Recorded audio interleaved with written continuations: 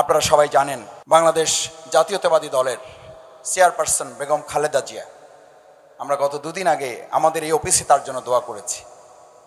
আজকে নামাজের পরে দোয়া হবে, আল্লাহ তাআলা তাকে পূর্ণ সুস্থতা দান করুন। আপনারা এটাও জেনেছেন বাংলাদেশ জামাত ইসলামের নায়েবে আমির ডক্টর সৈয়দ আব্দুল্লাহ মোহাম্মদ তাহের চিকিৎসাধীন মির্জা ফখরুল ইসলাম সাহেব তাকে দেখতে গিয়েছেন। এই যে সহানুভূতিশীল, এই যে সৌজন্যতা, এই যে সৌন্দর্য, এটা আমাদের ব্যক্তি, পরিবার, সমাজ, রাষ্ট্রের মধ্যেও একটা একতা বোধ তৈরি করে দেয়। আমরা পরস্পরের জন্য কল্যাণকামী হব, পরস্পরের জন্য দোয়া করব, চোখের পানি ফেলবো। বিপদ মুসিবত আসলে আমাদের কোনো পরিচয় নেই, আমাদের পরিচয় আমরা সবাই মুসলিম, আমরা সবাই ভাই ভাই। আমরা ভাই ভাই হয়ে কার সাহায্য চাই? আল্লাহর সাহায্য চাই। ইন্নামাল মুমিনুনা ইখওয়া, আমি তোমাদেরকে ভাইয়ের পরিণত করে দেব, মুমিনদের অন্তরটাকে লাগাইয়ে দেব, একসাথে করে দেব। তোমাদের মধ্যে হিংসা থাকবে না, তোমাদের মধ্যে বিদ্বেষ থাকবে না, তোমাদের মধ্যে পরমত অসহিষ্ণুতা থাকবে না, তোমাদের মধ্যে ক্ষুদ্র প্রতিক্রিয়া থাকবে না। তোমাদেরকে আমি ভাইয়ে ভাইয়ে পরিণত করে দেব। সুবহানাল্লাহ। কিসে কিসে পরিণত করে দেব? কিসের মাধ্যমে? সালামের মাধ্যমে। যদি সালাম আমাদের মধ্যে এই তরিকা তৈরি করে, রাসূল সাল্লাল্লাহু আলাইহি ওয়াসাল্লাম বলেন, তাহলে তারিফ ওমান লাম তারিফ, তুমি না চিনলেও তোমাকে মনে করবে এ যে দেশেরই হোক, যে প্রান্তেরই হোক, যে মতের হোক, যে দলের হোক, যে চিন্তার হোক, যে পরিকল্পনার হোক, এ আমার কি? এ আমার কি? এ আমার কি? ভাই ভাইকে কখনো আক্রমণ করতে পারে না, ভাই ভাইকে কখনো অসৌজন্যতা দেখাতে পারে না। এটা শুরু করে দেয় কে? সালাম। এটা শুরু করে দেয় কে? সালামের প্র্যাকটিস যার মধ্যে থাকে, আল্লাহ রাসূল সাল্লাল্লাহু আলাইহি ওয়াসাল্লাম বলেন তার অন্তরটা জান্নাতি হয়। সুবহানাল্লাহ। জান্নাতি অন্তরের পরিচয় হচ্ছে সে শুধু সালামের বিনিময়ে থাকবে, সালামের উপরে থাকবে। তো আমাদের সেই সময় আমরা যখন ক্লাস 8 9 পড়ি, সাধারণত মহিলারা দূর থেকে আমাদেরকে দেখলে রাস্তার পাশ দিয়ে নেমে যেতেন। মানে মাদ্রাসার ছাত্রদেরকে এতটা সম্মান করতেন, এতটা যত্ন, এতটা স্নেহ করতেন, রাস্তার পাশে নেমে যেতেন। পাশে নেমে গেছেন, আমি আবার কাছে গেছি, যাই আমি বলছি আসসালামু আলাইকুম রহমতুল্লাহ। বলছেন বাবা তুমি আমাকে চেনো না? আমি বললাম খালাম্মা আমি তো আপনারে চিনি না। বলছে তাহলে তুমি আমারে সালাম দিলা? কারণ খালাম্মার ধারণা কি, চেনলে সালাম দিতে হবে, না চেনলে তো সালামের ব্যাপার নাই। আমি বললাম যে খালাম্মা চেনা না চেনার কোনো ব্যাপার নেই, আমার প্রিন্সিপাল বলে দিছে চেনো আর না চেনো কি দাও, সালাম দাও। আমি শুনে আসছি মাদ্রাসায় আমাকে সালাম দিতে হবে, কিছু করার নাই, নির্দেশ, মাদ্রাসার প্রিন্সিপালের নির্দেশ, এবং এটা রাসূল করিম সাল্লাল্লাহু আলাইহি ওয়াসাল্লামের নির্দেশ। ইফশাউ সালাম মান লাম তারিফ মান তারিফ, চিনলেও দাও না চিনলেও দাও। বরং মুহাদ্দিসে কেরামগণ বলেন তার সাথে পরিচিত হওয়ার জন্যই শুরুটা কি দিয়ে করো? সুবহানাল্লাহ। বাড়ি যাই কইেন সুবহানাল্লাহ। আমরা পরিচিত হওয়ার জন্যই শুরুটা কি দিয়ে হবে? সালাম দিয়ে হবে। সবশেষ সম্মানিত মুসলিয়ান ইকরাম, আল্লাহ সুবহানাহু ওয়া তাআলা আমাদেরকে পৃথিবীতে প্রেরণই করেছেন। এই পৃথিবীতে প্রেরণ করে বলেই দিয়েছেন আমি তোমাদেরকে পৃথিবীতে প্রেরণ করেছি এই শান্তির জায়গাটা নিশ্চিত করার জন্য, যাতে তোমাদের মধ্যে শান্তি নিরাপত্তার বিধানটা তোমরা করতে পারো। এবং সেটার জন্যই তোমাদেরকে ইসলাম, যে ইসলামের নামটাও সালাম থেকে, ইসলাম থেকেই সালাম। ইন্নাদ দীনা ইনদাল্লাহিল ইসলাম, আমার কাছে এই একমাত্র ধর্ম, একমাত্র জীবন ব্যবস্থা, এটাই তোমাদেরকে পরিচিত করে দিতে পারে, এটাই তোমাদের শান্তি নিরাপত্তা বিধান করতে পারে। এই শান্তি নিরাপত্তা বিধানের জন্যই আল্লাহ সুবহানাহু ওয়া তাআলা আমাদেরকে ইসলাম দিয়ে বলেছেন আসলিম তাসলিম। দুটা শব্দ, বহু কিছু তো মুখস্থ থাকে আমাদের, বহু হিসাব নিকাশ তো মাথার মধ্যে থাকে, বহু হিসাব নিকাশ তো আমাদের অন্তরের মধ্যে থাকে, থাকে না? তো দুটো শব্দ একটু থাকবে না মাথার মধ্যে? শব্দ দুটো বলেন, আসলিম তাসলিম। সুবহানাল্লাহ। কত বড় বড় পণ্ডিতদের কাছ থেকে তো কত কথা আমরা শুনি, কত পয়েন্ট আমরা মুখস্থ করি, কত টপিক আমরা নেই।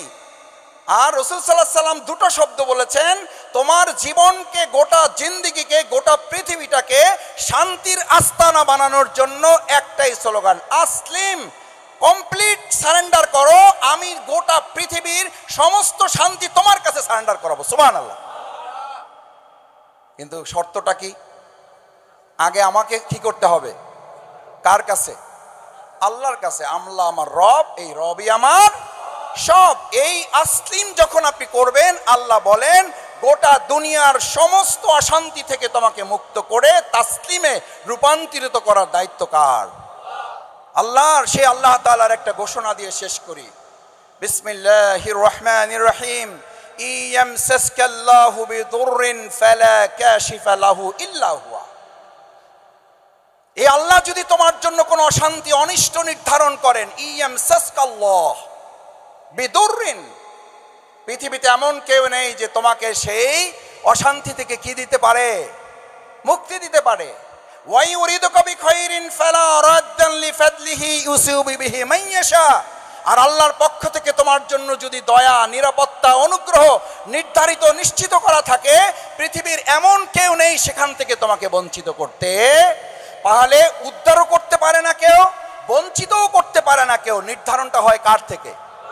কার থেকে? জোরে সোরে আল্লাহর থেকে নির্ধারিত হয়। ইয়ামসাসকাল্লাহু বিদুররিন, কোনো বিপদ নির্ধারিত হলে আল্লাহ ছাড়া কেউ তোমাকে বাঁচাতে পারে না। ওয়া ইউরিদুকা বিখাইরিন, আবার যদি তোমার জন্য কোনো কল্যাণ বরাদ্দ হয়ে থাকে, ফালা রাদ্দান লিফাদলিহি ইউসিবু বিহি মান ইয়াশা। আল্লাহ না চাইলে ওই কল্যাণ থেকে তোমার পৃথিবীর সব মিলে সব শক্তি তোমার বিরুদ্ধে গেলেও ওই কল্যাণ থেকে তোমাকে কেউ বঞ্চিত করতে। আলী রাদিয়াল্লাহু তাআলা এই আয়াতকে সামনে রেখে বলতেন, তোমার রিজিক, তোমার একটা কল্যাণ যদি তোমার দুই ঠোঁটের মাঝখানে চলে আসে। কয় ঠোঁট? কয় ঠোঁট? দুই ঠোঁটের মাঝখানে চলে আসে। আর ওইটা যদি অনুমোদন কোথায় না হয়, কোথায় না হয়, আর সে না হয় দুই ঠোঁটের মাঝখানে চলে যাওয়ার পরও আপনি আমি ওইটা কি করতে পারবো না? খাইতে পারবো না। ইমাম গাজালি আবার এইটার উপরে বর্ণনা করেছেন। ইমাম গাজালি এটার উপরে বর্ণনা করেছেন, দুই ঠোঁটের মাঝখান, দুই পাহাড়ের নিচের কথাও বলা আছে। দুই ঠোঁটের মাঝখানে যদি তোমার একটা খাবার চলে আসে, ইমাম গাজালি রাহিমাহুল্লাহ বলেন তোমার একটা হাসি তৈরি করে দেওয়ার দায়িত্ব কার? হাসি আসে না? আসে না? শীতকালে রোদে খাইতে বসেন না? বসেন না? এখনো তো গ্রামে গঞ্জে বসেন। খাইতে বসছেন, দুই ঠোঁটের মাঝখানে নিয়ে গেছেন, চাবাইতেছেন, হাসি একটা চলে আসছে। খাবার পেটে গেছে না বাইরে গেছে? পেটে গেছে না বাইরে গেছে? ওইটা খায় কে তখন? সামনে মুরগি থাকে, বিড়াল থাকে, হাঁস থাকে, পিঁপড়া থাকে। তার মানে ওই রিজিকটা ঠোঁটের মধ্যে গেছিল, কিন্তু আপনার জন্য কি হয় নাই? ইমাম গাজালি বলেন বরাদ্দ তোমার জন্য যেহেতু হয় নাই, মাঝখানে হাসিটা তৈরি করে ওই খাবারটা যার বরাদ্দ ছিল তার কাছে পৌঁছে দেওয়ার মালিক যিনি আল্লাহ, তিনি এই দায়িত্ব পালন করেছেন। সুবহানাল্লাহ। ও আপনি একটা ভাতের মালিক আপনি না, ওটা আপনি খাইতে পারবেন না। আর আপনি গোটা দুনিয়ার মালিক, আপনি চাইলে হয়ে যেতে পারবেন? এটার মালিকানা কার হাতে? আল্লাহুম্মা মালিকাল মুলকি তুতিল মুলকা মান তাশা। আল্লাহ চাইলে মালিকানা দেই, ওয়া তানজিউল মুলকা মিম্মান তাশা। আর আমি চাইলে আমি আল্লাহ তোমার কাছ থেকে সবটা কেড়ে নিতে পারি। ইন্নাল্লাহা আলা কুল্লি শাইইন কাদির। সম্মানিত মুসল্লিয়ানে কিরাম, সেই জন্য ইমাম গাজালি রাহিমাহুল্লাহ বলতেন তোমার এই খাবারের মালিকানা তোমার নয়। এমনকি মা ইয়ামলিকুনা মিন তামকির, মা ইয়ামলিকুনা মিন তামকির। তুমি একটা খেজুরের একটা বিচির উপরে একটা সাদা পর্দা, এটারও মালিক তুমি না। এটার মালিকানা হচ্ছে আল্লাহ সুবহানাহু ওয়া তাআলা। কাল কিয়ামতের দিন সবাইকে একত্রিত করে জাতিসংঘের মহাসচিব সহ সুদ্ধা এক জায়গায় করে আল্লাহ তাআলা ঘোষণা করবেন লিমানিল মুলকুল আইয়াম। আজকে কোথায় বাদশারা, কোথায় প্রেসিডেন্ট, কোথায় উপদেষ্টা, এমপি, মন্ত্রীরা, কে কোথায় আছে? সব এক জায়গায় হয়ে দাঁড়াও। আজকে কারো কোনো কর্তৃত্ব নাই, শুধুমাত্র কর্তৃত্ব কার? শুধুমাত্র কর্তৃত্ব কার?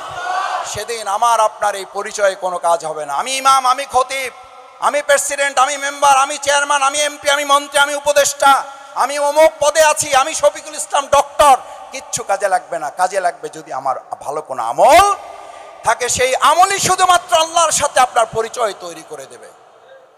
আসুন, আমাদের এই পরিচয় কাল কিয়ামতের আল্লাহ তাআলা বলবেন হালাকা আন্নি সুলতানিয়া, তোমাকে যে রাজত্ব দিয়েছিলাম, কর্তৃত্ব দিয়েছিলাম, পরিচয় দিয়েছিলাম, ডিগ্রি দিয়েছিলাম, ডেজিগনেশন দিয়েছিলাম, স্ট্যাটাস দিয়েছিলাম, মর্যাদা দিয়েছিলাম, সম্মান দিয়েছিলাম, এগুলো আজকে সব ধ্বংস করে দিলাম। কিচ্ছু কাজে লাগবে না। কাজে লাগবে, এই কাজে যে লাগবে না, মৃত্যুবরণ করার পর এটা কি বোঝা যায়? ডক্টর শফিকুল ইসলাম মাসুদ মারা যাওয়ার পর ডক্টর শফিকুল ইসলাম মাসুদ নামে ডাকা হয় না লাশ? ইমাম সাহেব মারা যাওয়ার পর ইমাম সাহেব ডাকা হয় না লাশ? হাজী পলাশ ভাই মারা যাওয়ার পর কি পলাশ ভাই হাজী ডাকা হবে না লাশ? লাশ। আল্লাহ সব পরিচয় ক্লিন করে দিয়েছেন, কোনো পরিচয় নেই আপনার, কোনো পরিচয় নাই। এই পরিচয় নাইয়ের উপরে আল্লাহ তাআলা শুধুমাত্র আমলের উপরে ভিত্তি করে আপনাকে জান্নাত অথবা জাহান্নামের জন্য ফয়সালা দিবেন। সুতরাং আমাদের পরিচয়ের দিকে বেশি নজর নাকি আমলের দিকে বেশি নজর? কথার দিকে বেশি নজর নাকি কাজের দিকে বেশি নজর? আসুন, যেটা দিয়ে শুরু করেছিলাম, আমরা কথা বলবো কিন্তু তার চেয়ে বেশি কাজ করব। আল্লাহ তাআলা আমাদেরকে কথা বলার পাশাপাশি বেশি বেশি করে ব্যক্তির জন্য, পরিবারের জন্য, সমাজের জন্য, রাষ্ট্রের জন্য কাজ করার তৌফিক দান করুন। সম্মানিত মুসলিয়ানে কেরাম,